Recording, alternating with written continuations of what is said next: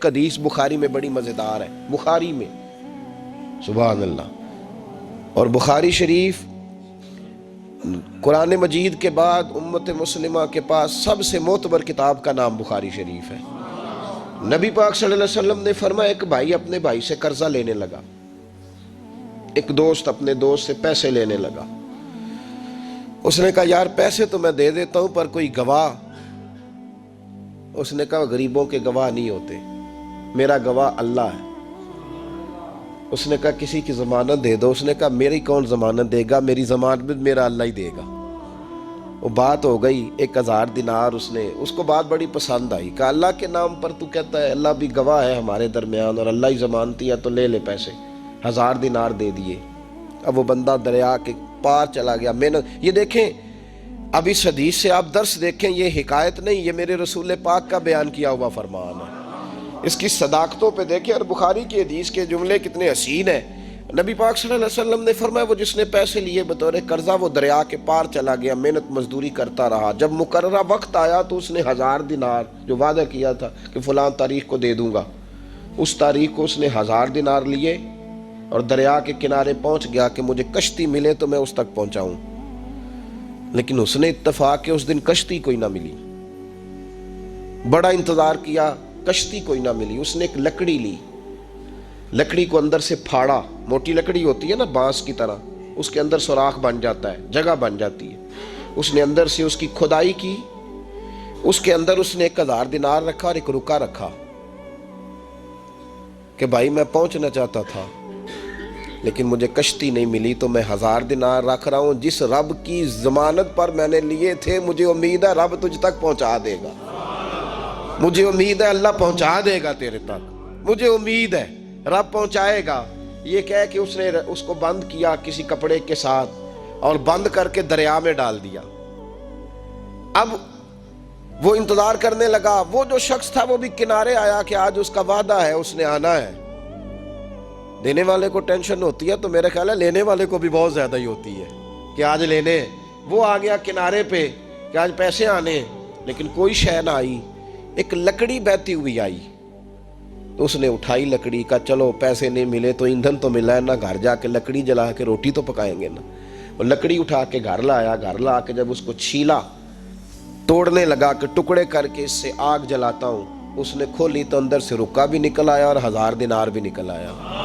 رب کریم کا انداز دیکھو کہ دریا کتنا چوڑا ہوتا ہے اور جو کاغذ ہوتا ہے وہ پگھل جاتا ہے دریا کے اندر، لفظ مٹ جاتے ہیں، لیکن ہر چیز کو بحفاظت میرے رب کریم نے پہنچا دیا۔ اس نے جب اس کو کھولا نا تو 1000 دینار بھی نکل آیا، مقررہ وقت پہ اسے پیسے بھی مل گئے، وہ بڑا راضی ہوا۔ اب یہ بندہ آیا کچھ دنوں کے بعد دوبارہ 1000 دینار کا اور بندوبست کر کے لایا، پتہ نہیں اس تک پہنچے کہ کہیں گم ہو گئے۔ 1000 دینار کا اور بندوبست کر کے لایا۔ معصوم آمنہ، حبیب کبریا، سید کون مکان صلی اللہ علیہ وسلم کس حسن کے ساتھ اپنی امت کو حسین اخلاق سکھا رہے ہیں۔ نبی پاک علیہ السلام فرمانے لگے غلاموں، وہ ایک اور 1000 دینار لے کے دروازے پہ آیا اور دستک دے کے کہنے لگا میرا رب گواہ ہے کہ میں نے کوشش کی تھی پر مجھے کشتی نہیں ملی، میرا رب گواہ ہے کہ میں نے ہمت کی تھی پر موقع نہیں ملا، اللہ جانتا ہے جس رب کی ضمانت پہ میں نے تجھ سے پیسے لیے کہ میری کوشش پوری تھی پر موقع نہیں ملا، میں آیا ہوں پیسے رکھ لے۔ اس نے کہا اگر اللہ تیرے اور میرے درمیان گواہ تھا پھر وہ کریم بھی بڑا ہے، تو نے دریا میں ڈالے تھے تو رب کریم نے باحفاظت مجھے پہنچا بھی دیے اور تیری عزتوں کو اس نے برقرار رکھا ہے، میرے دل میں تیری گویا قدر بڑھ گئی ہے۔ او بھائی، جو رب کریم پہ بھروسہ کرے، جو اللہ پہ بھروسہ کرے اور ارادہ کرے، اور اسی طرح کی ایک اور حدیث سیاستہ میں موجود ہے، نبی پاک صلی اللہ علیہ وسلم نے فرمایا ایک بندے کا ارادہ تھا قرضہ دینے کا، اس کا پروگرام تھا واپس کروں گا پیسے، محنت کر رہا تھا، جدوجہد کر رہا تھا، کوشش تھی، وہ نیت اس کی صحیح تھی، دبانے کا 1% بھی ارادہ نہیں تھا، کوشش جاری تھی، ہمت کر رہا تھا، فوت ہو گیا۔ یا رسول اللہ اب کیا بنے گا؟ اگر صوفیاء اس حدیث پہ وجد کرتے، وجد آتا ہے ان لفظوں پہ، اب کیا بنے گا؟ تو میرے محبوب فرمانے لگے قیامت کے دن اللہ اپنی رحمت سے اس کے قرضے ادا فرما دے گا۔ دیکھو اتنا بھی کوئی خوش نصیب ہے جس کی اللہ قرضے ادا کرے، اتنا بھی کوئی خوش قسمت ہے رب جس کے قرضے دے، اللہ کہے مجھ سے لے لے، چل یار رہنے دے۔ اور بھائی ان لفظوں کو دیکھیں نا، جس مبارکہ میں سرکار دو عالم صلی اللہ علیہ وسلم نے فرمایا قیامت کے دن دو بھائی، ایک بھائی پہلے انتقال کر گیا، ایک بعد میں فوت ہوا، جو پہلے چلا گیا اس کے کچھ حقوق بعد والے نے دینے تھے، سمجھ لے کچھ قرضے تھے، اب وہ پہلے فوت ہوا، اسے بعد میں احساس ہوا، اس نے کوشش بھی کی، معافیاں بھی مانگی، لیکن اب وہ فوت ہو چکا تھا۔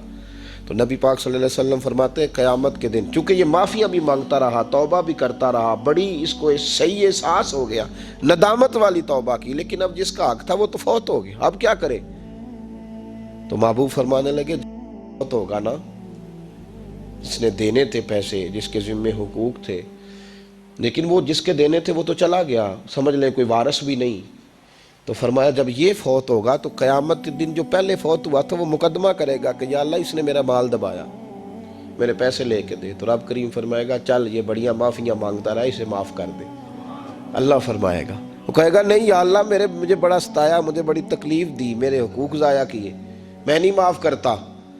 تو رب کریم فرمائے گا ذرا اوپر اٹھنا، چل بعد میں بات کرتے ہیں، اٹھ تو صحیح، وہ جنت میں ایک محل بنا ہوا ہے، ذرا اس کی طرف تو نظر ڈال۔ اس نے نظر ڈالی تو یہاں تو کوئی اچھا انجینئر بنائے کوئی مکان تو نظر جو ہے وہ ہٹتی نہیں، تو جس مکان کو رب تیار فرمائے، جس کو اللہ بنائے، اس سے نظریں کیسے ہٹتی ہوں گی؟ اس نے دیکھا تو دیکھتا ہی گیا، دیکھتا ہی گیا۔ عرض کرنے لگا مولا یہ کس کا مکان ہے؟ تو محبوب علیہ السلام فرماتے ہیں رب کریم نے فرمایا اس کا ہے جو اس کی قیمت دے گا۔ کہ یا اللہ کون قیمت دے گا؟ فرمایا تو بھی دے سکتا ہے۔ یا اللہ میں غریب فقیر میں کیسے قیمت دوں؟ تو اللہ فرمائے گا چل تو اپنے بھائی کو معاف کر دے، میں محل تجھے دے دیتا ہوں، تو معافی دے دے، محل تیرا ہوا۔ تو حضور فرماتے ہیں 3 دفعہ بولا، کہنے لگا یا اللہ میں نے معاف کیا، یا اللہ میں نے معاف کیا، یا اللہ میں نے معاف کیا۔ تو اللہ فرمائے گا پھر بھائی کا بازو پکڑ، وہ ایک محل نہیں، وہ ایک ہی نقشے کے 2 بنائے ہوئے ہیں، اس کا بازو پکڑ، دونوں جنت میں چلے جاؤ، میں نے تم دونوں کے لیے گھر بنا دیا ہے۔ تو اپنے معاملات صحیح کرنے کی کوشش کریں، اپنے معاملات صحیح کریں۔ ہم اس سلسلہ عالیہ میں داخل ہیں کہ حضور غوث اعظم رضی اللہ تعالیٰ عنہ کے والد کا مشہور واقعہ ہے کہ بھوک لگی تھی تو دریا میں بہتا ہوا سیب کھا لیا تھا، سیب کھا لیا غوث اعظم کے والد نے۔ تو پھر کہنے لگے اوہو یہ میں نے کیا کیا؟ جس سمت سے وہ سیب آیا تھا وہاں جانے لگے، وہاں ایک باغ تھا، پیچھے جا کے ٹہنیاں جھکی ہوئی تھیں، یہاں سے سیب آیا۔ باغ کے مالک بھی بزرگ تھے، ان سے جا کے کہا غلطی سے کھا لیا ہے، معافی مل جائے۔ انہوں نے کہا معافی اتنی جلدی نہیں ملتی۔ کیسے ملے گی؟ فرمایا 12 سال مالی بن کے میرے باغ کی نوکری کر۔ تو خدمت کرنے لگے تو حضور غوث اعظم کے نانا جی کہتے ہیں بچہ مجھے بھا گیا، کہنے لگے حضور چلے معاف کر دیں اب۔ تو کہا معافی نہیں ملے گی، میری ایک بیٹی ہے، آنکھوں سے اندھی ہے، آنکھوں سے اندھی، کانوں سے بہری، زبان سے گونگی اور پیروں سے لنگڑی، اس سے نکاح کر، پھر معافی ملے گی۔ کھایا کیا؟ ایک سیب۔ تو حضور غوث اعظم رضی اللہ تعالیٰ عنہ کے والد کہنے لگے مجھے گوارا ہے، آپ کر دیں نکاح، پر وعدہ کریں مجھے معاف کر دیں گے نا؟ تو کہتے ہیں نکاح ہو گیا۔ جب پہلے دن میں حجلہ عروسی میں داخل ہوا تو میں نے پلنگ پر کوئی معذور نہیں، جنت کی حور کی مثل عورت بیٹھی دیکھی، اور جس کا حسن بتاتا تھا کہ چہرے سے زیادہ باطن میں اللہ نے روشنی عطا فرمائی ہوئی ہے۔ فرماتے ہیں میں نے اس کے قریب جا کر تو کون ہے؟ مجھے تو کچھ اور بتایا گیا تھا۔ فرمایا تجھے بتایا گیا تھا کہ آنکھوں سے اندھی ہے، اس لیے کہ کبھی غیر محرم کا چہرہ دیکھا ہی نہیں، کانوں سے اس لیے بہری ہے کہ کبھی غلط بات سنی نہیں، کسی غلط کے پاس بیٹھی نہیں، اور زبان سے اس لیے کہ گونگی ہے کہ غلط جملہ کبھی نہیں نکلا، یا اللہ کا قرآن نکلا ہے یا محمد عربی کا درود و سلام نکلا ہے، غلط جملہ نہیں نکلا۔ اور ٹانگوں سے اس لیے لنگڑی ہے، کسے اپنے باپ کے گھر کا رستہ تو آتا ہے، سوائے اس کے گلی کا اور کوئی موڑ نہیں جانتی، اس نے پاکیزگی سے وقت گزارا۔ حضور غوث اعظم کے والد کہتے ہیں میں اپنے لین دین کے معاملات سیدھے کرنے گیا تو سادات کے گھر کی حور مجھے ملی، اور جب میں اس حور سے ملا تو پھر رب نے مجھے عبد القادر جیلانی جیسا بیٹا عطا فرمایا، غوث پاک جیسا بیٹا دیا۔ تو گئے تو معاملات سیدھے کرنے تھے، تو اللہ نے ولایت کے امام کا باپ بنا دیا۔ تو مہربانی فرمائے اپنے معاملات میں توانائی پیدا کریں، کچھ لوگ ایسے ہوتے ہیں جن کا مال مثل مملکت کے ہوتا ہے. اعلیٰ حضرت رحمۃ اللہ علیہ نے پیر کے حقوق میں یہ لکھا ہے کہ اس کے مرید کا مال اسی طرح ہے جس طرح اس کا اپنا ہے، لیکن ساتھ اشارہ بھی دے دیا ہے کہ چاہیے یہی کہ وہ بھی احتیاط ہی کرے، وہ بھی احتیاط ہی کرے، پرہیز ہی کرے، کوشش کرے. اور آپ فرماتے ہیں چونکہ باپ کی حیثیت رکھتا ہے تو ضروری تو نہیں نا باپ بیٹے کی کمائی کھائے، کبھی کبھی بیٹے بھی باپ کی کھا ہی لیتے ہیں. اس طرف بھی توجہ کر لے، کوئی حرج نہیں. اپنے معاملات کو صحیح رکھیں، لینے دینے کے معاملات کے اندر کبھی کمی نہ لائیں. یہ چیز اگر پیدا ہو جاتی ہے نا تو آپ یقین کریں کہ وقار ہی تو انسان کے پاس ہوتا ہے، وہ ضائع ہو جاتا ہے تو نقصان ہوتا ہے. تھوڑے میں وقت گزاریں، بڑی مزیدار زندگی ہوتی ہے انسان کی. جی زندگی میں انسان کے پاس وقار اپنا ہوتا ہے، وہ زندگی بڑی حسین ہوتی ہے، بڑی مزیدار ہوتی ہے. ہماری مسجد میں ایک شخص آئے، کچھ دن انہوں نے وقت گزارا تو مجھے بعد میں کہنے تہاڈی مسجد سے سکون بڑا ہے، کھپ کوئی نہیں، لڑائی کوئی نہیں، کوئی کسی قسم کا میں نے وہ نہیں دیکھا. آپ یقین کریں یہاں 4 اساتذہ کام کرتے ہیں اور کئی سالوں سے کرتے ہیں، ہم نے کبھی استادوں کی لڑائی بھی نہیں ہونے دی، ورنہ مدرسوں میں جھگڑے چلتے ہیں. مجھے کہنے لگے جی یہاں لڑائی کوئی نہیں. میں کہ اس واسطے کسی کو مالدار بندہ چیئرمین ہی نہیں بنایا کہ جو کہے کہ یہ کیسے ہو گیا، یہ کھانسے کیوں ہیں، یہ اٹھے کیوں ہیں، یہ بیٹھے کیوں ہیں. یہاں اللہ نے حسن اس لیے دیا ہے کہ الحمدللہ یہ ایک کونا تو ضرور ہے لیکن اللہ نے بڑا سکون عطا فرمایا ہوا ہے. تو یہ اس وقت ہوتا ہے جب آپ کسی سے کچھ لیتے ہیں تو پھر آپ کو اس کے نخرے بھی برداشت کرنے پڑتے ہیں، پھر آپ کو دیکھنا بھی پڑتا ہے، اس کے آنے پہ کھڑے بھی ہونا پڑتا ہے. تو اس لیے لین دین کے معاملات کو 110% صحیح رکھیں. ایک حدیث بخاری میں بڑی مزیدار ہے، بخاری میں، سبحان اللہ. اور بخاری شریف قرآن مجید کے بعد امت مسلمہ کے پاس سب سے معتبر کتاب کا نام بخاری شریف ہے. نبی پاک صلی اللہ علیہ وسلم نے فرمایا ایک بھائی اپنے بھائی سے قرضہ لینے لگا، ایک دوست اپنے دوست سے پیسے لینے لگا. اس نے کہا یار پیسے تو میں دے دیتا ہوں پر کوئی گواہ. اس نے کہا غریبوں کے گواہ نہیں ہوتے، میرا گواہ اللہ ہے. اس نے کہا کسی کی ضمانت دے دو. اس نے کہا میری کون ضمانت دے گا، میری ضمانت میرا اللہ ہی دے گا. وہ بات ہو گئی 1000 دینار. اس کو بات بڑی پسند آئی. کہا اللہ کے نام پر تو کہتا ہے، اللہ بھی گواہ ہے ہمارے درمیان اور اللہ ہی ضمانتی ہے، تو لے لے پیسے. 1000 دینار دے دیے. اب وہ بندہ دریا کے پار چلا گیا. محنت، یہ دیکھیں اب اس حدیث سے آپ درس دیکھیں، یہ حکایت نہیں، یہ میرے رسول پاک کا بیان کیا ہوا فرمان ہے. اس کی صداقتوں پہ دیکھیں، اور بخاری کی حدیث کے جملے کتنے حسین ہیں. نبی پاک صلی اللہ علیہ وسلم نے فرمایا وہ جس نے پیسے لیے بطور قرضہ وہ دریا کے پار چلا گیا، محنت مزدوری کرتا رہا. جب مقررہ وقت آیا تو اس نے 1000 دینار جو وعدہ کیا تھا کہ فلاں تاریخ کو دے دوں گا، اس تاریخ کو اس نے 1000 دینار لیے اور دریا کے کنارے پہنچ گیا کہ مجھے کشتی ملے تو میں اس تک پہنچاؤں. لیکن اس نے اتفاق کہ اس دن کشتی کوئی نہ ملی. بڑا انتظار کیا، کشتی کوئی نہ ملی. اس نے ایک لکڑی لی، لکڑی کو اندر سے پھاڑا. موٹی لکڑی ہوتی ہے نا بانس کی طرح، اس کے اندر سوراخ بن جاتا ہے، جگہ بن جاتی ہے. اس نے اندر سے اس کی کھدائی کی. اس کے اندر اس نے 1000 دینار رکھا اور ایک رکا رکھا کہ بھائی میں پہنچنا چاہتا تھا لیکن مجھے کشتی نہیں ملی تو میں 1000 دینار رکھ رہا ہوں. جس رب کی ضمانت پر میں نے لیے تھے مجھے امید ہے رب تجھ تک پہنچا دے گا. مجھے امید ہے اللہ پہنچا دے گا تیرے تک، مجھے امید ہے رب پہنچائے گا.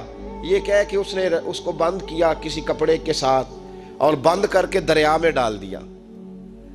اب وہ انتظار کرنے لگا. وہ جو شخص تھا وہ بھی کنارے آیا کہ آج اس کا وعدہ ہے، اس نے آنا ہے. دینے والے کو ٹینشن ہوتی ہے تو میرے خیال ہے لینے والے کو بھی بہت زیادہ ہی ہوتی ہے کہ آج لینے. وہ آ گیا کنارے پہ کہ آج پیسے آنے، لیکن کوئی شے نہ آئی.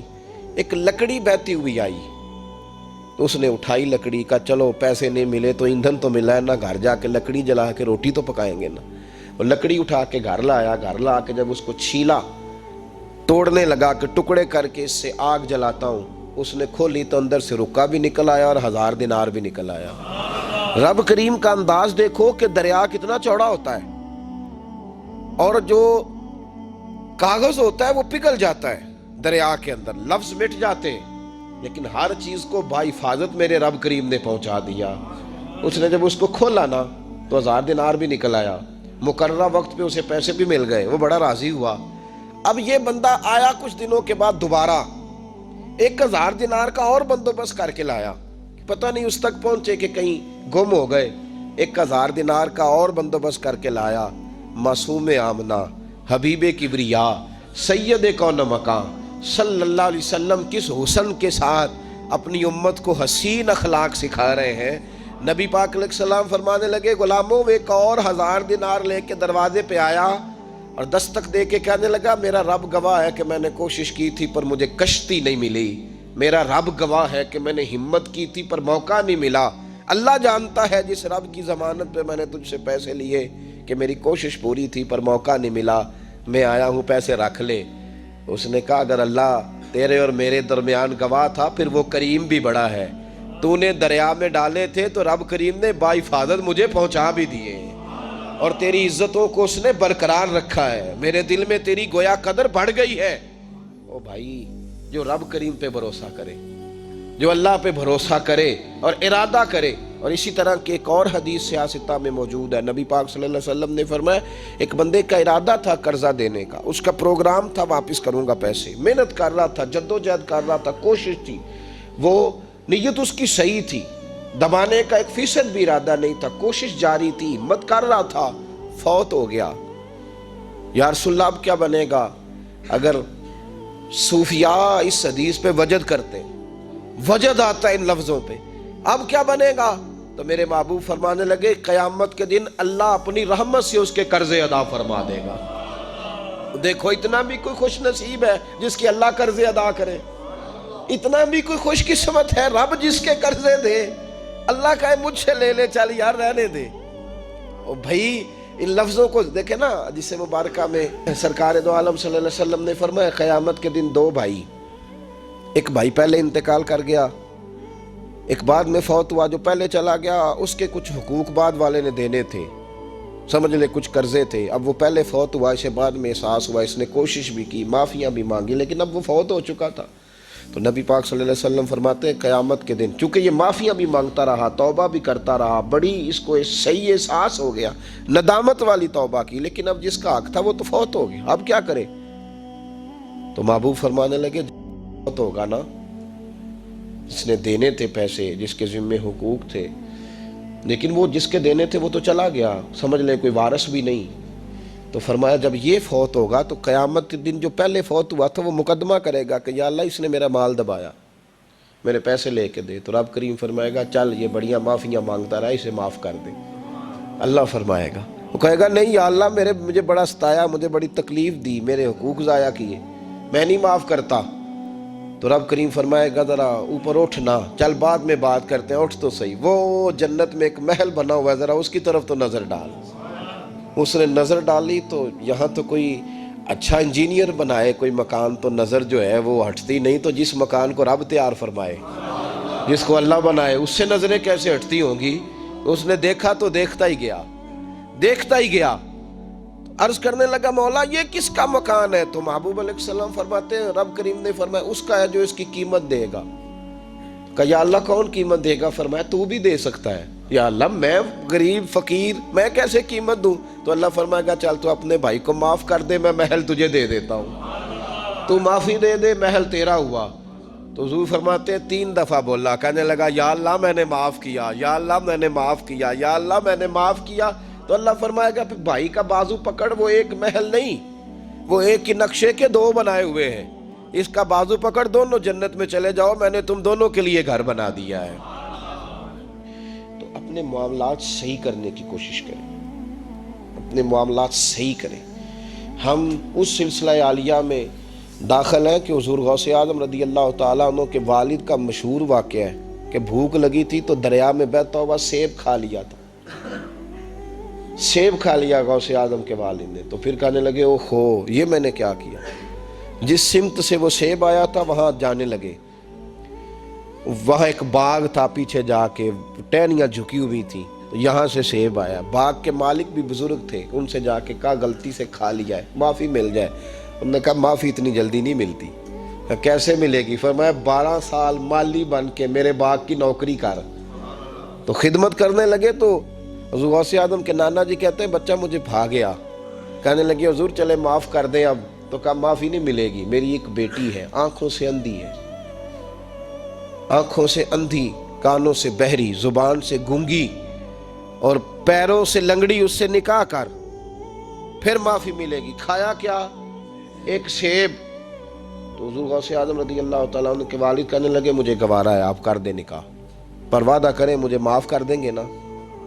تو کہتے ہیں نکاح ہو گیا۔ جب پہلے دن میں حجرہ عروسی میں داخل ہوا تو میں نے پلنگ پر کوئی معذور نہیں، جنت کی حور کی مثل عورت بیٹھی دیکھی، اور جس کا حسن بتاتا تھا کہ چہرے سے زیادہ باطن میں اللہ نے روشنی عطا فرمائی ہوئی ہے۔ فرماتے ہیں میں نے اس کے قریب جا کر تو کون ہے؟ مجھے تو کچھ اور بتایا گیا تھا۔ فرمایا تجھے بتایا گیا تھا کہ آنکھوں سے اندھی ہے، اس لیے کہ کبھی غیر محرم کا چہرہ دیکھا ہی نہیں، کانوں سے اس لیے بہری ہے کہ کبھی غلط بات سنی نہیں، کسی غلط کے پاس بیٹھی نہیں، اور زبان سے اس لیے کہ گونگی ہے کہ غلط جملہ کبھی نہیں نکلا، یا اللہ کا قرآن نکلا ہے یا محمد عربی کا درود و سلام نکلا ہے، غلط جملہ نہیں نکلا۔ اور ٹانگوں سے اس لیے لنگڑی ہے، کسے اپنے باپ کے گھر کا رستہ تو آتا ہے، سوائے اس کے گلی کا اور کوئی موڑ نہیں جانتی، اس نے پاکیزگی سے وقت گزارا۔ حضور غوث اعظم کے والد کہتے ہیں میں اپنے لین دین کے معاملات سیدھے کرنے گیا تو سادات کے گھر کی حور مجھے ملی، اور جب میں اس حور سے ملا تو پھر رب نے مجھے عبد القادر جیلانی جیسا بیٹا عطا فرمایا۔